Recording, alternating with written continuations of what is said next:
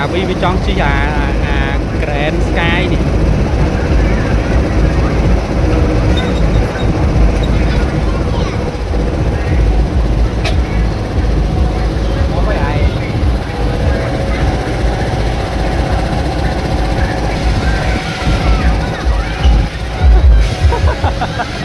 này trai dung rồi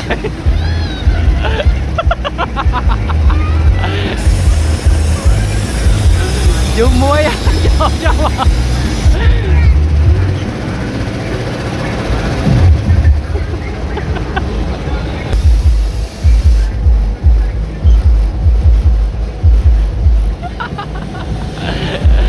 trong khi là việc phơi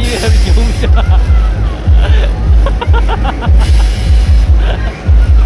Akala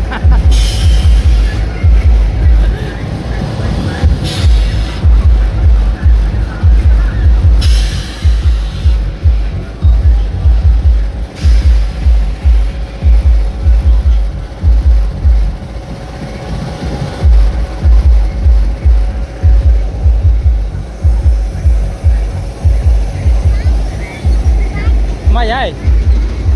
hả chị sợ chị tu trời chăm ba prap kia ở chung to bị cho mà lấy phay mày vậy nhà ra mày trái